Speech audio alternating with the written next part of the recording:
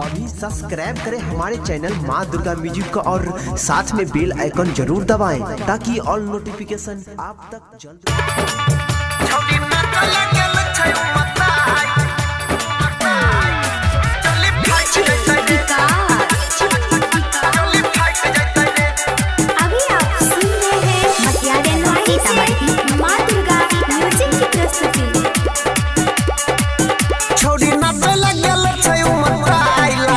चोली फाइट जैते रे छौड़ी ना तो लगल छै उमताई लागे छै चोली फाइट जैते रे छौड़ा देला कोई बेस बढ़ाई लागे छै एके फाइट जैते रे ले जरा लाइट एकरा चोली पबा दे छै तैयार भइले एकरा न जाबे बिना हुआ चले ले छोड़ पैयाई लागे छै चोली फाइट जैते रे चोली फाइट जैते रे फटिए जाएगा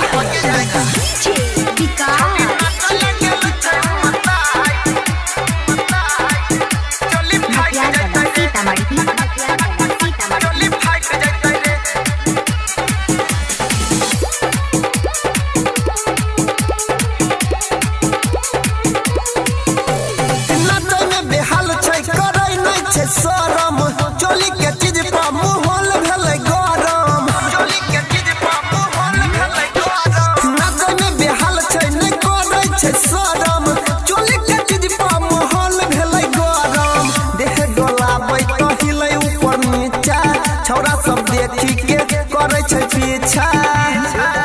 लागे छोटा ड्रेस में बॉडी हॉट लागे छै चोली फाइट जैते रे छौड़ी नाच लगल छै उमताई लागे छै चोली फाइट जैते रे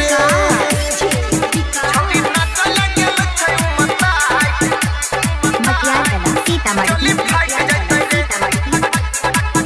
चोली फाइट जैते रे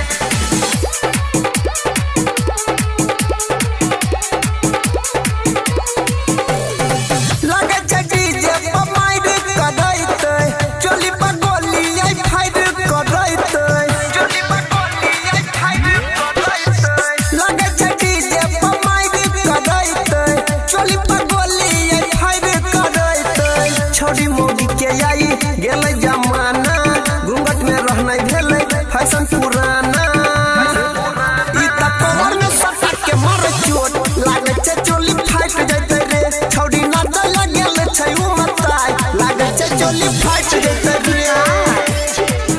छौड़ी नाच लगल छै उमताई चोली फाइट जैते रे चोली फाइट जैते रे अभी आप सुन रहे हैं तेनवाही से माँ दुर्गा म्यूजिक की प्रस्तुति।